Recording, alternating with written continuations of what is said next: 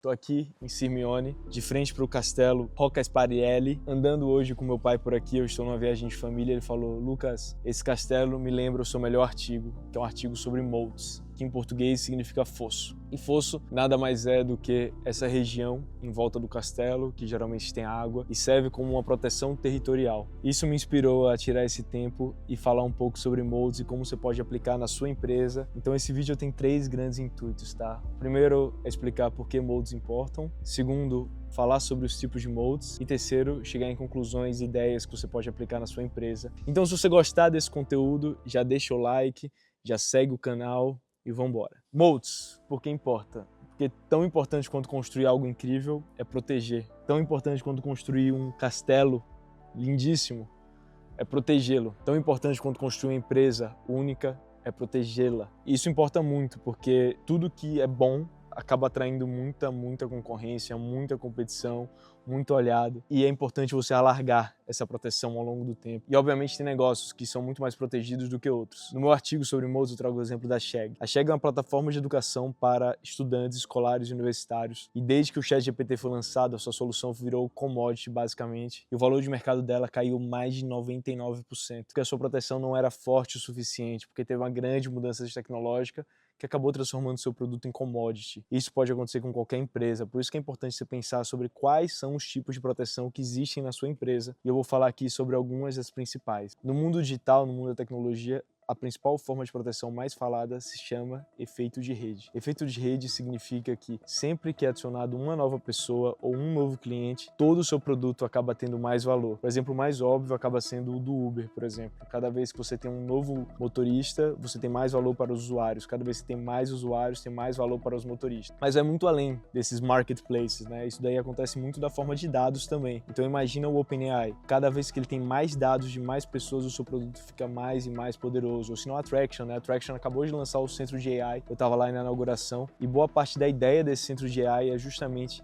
testar as máquinas para gerar dados e entender quando elas têm a maior predisposição para quebrar, e aí o produto de AI da Traction passa a ter mais e mais valor, ou seja, ela está gerando os dados para coletar e assim construir o seu moat nesse produto de AI em relação a qualquer concorrente. Se quiser saber mais da Traction, acesse também esse episódio do Aura sobre ele. Outra barreira de entrada muito importante é o alto custo de troca, ou seja, você está tão dentro do cliente que é praticamente impossível ele trocar ou vai se tornar cada vez mais difícil. Então um exemplo disso são os softwares, os RPs. Imagina uma TOTUS, por exemplo. Cara, ela tá tão dentro do sistema, ela é parte tão core que tem consultorias feitas só para você usar, trocar, implementar RPs. Então ela se torna algo tão dentro da sua operação que você não vai trocar. Então tudo que você tem um alto custo de trocar, porque isso vai dar muito trabalho, você acaba ficando mais e mais dentro da plataforma. Vamos dar um exemplo bobo, Spotify. Por exemplo, boa parte da minha fidelidade ao Spotify não vem só da UX, mas vem das minhas playlists que eu fui acumulando ao longo dos anos. Ou, por exemplo, Apple. Por que eu estou usando um iPhone? Porque o meu custo de troca, de usar outro, de aprender, vai ser tão alto que eu vou acabar ficando na Apple, além de, obviamente, na minha opinião, ser o melhor. Existem outros modos também. Um deles é o branding.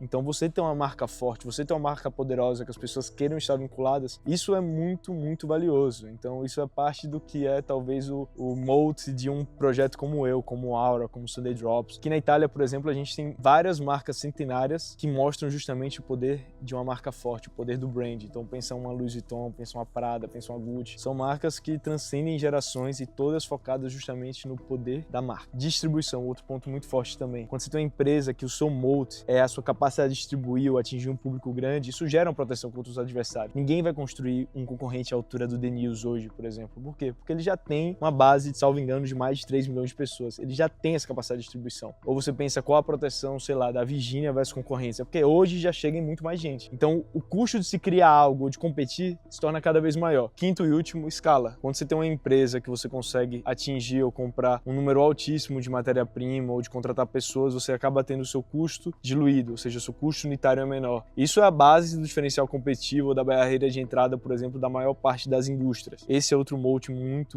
importante. Isso pode acontecer tanto em materiais, quanto em pessoas, quanto em equipamentos. Se tem uma mensagem que eu quero que você fique, pense em qual é a sua barreira de entrada, qual é o seu moat, e como você pode fazer um trabalho para torná-lo ainda mais poderoso e fazer como aqui um castelo dure mais de 1000 anos. Uma regra de bolso que eu diria para você é: pense, quanto mais difícil é algo, provavelmente maior é a sua barreira de entrada também. Então, muito obrigado por ouvir até aqui. E se você gostou, curte, compartilha, comenta, que vai ajudar demais o Aura por Lucas Abreu.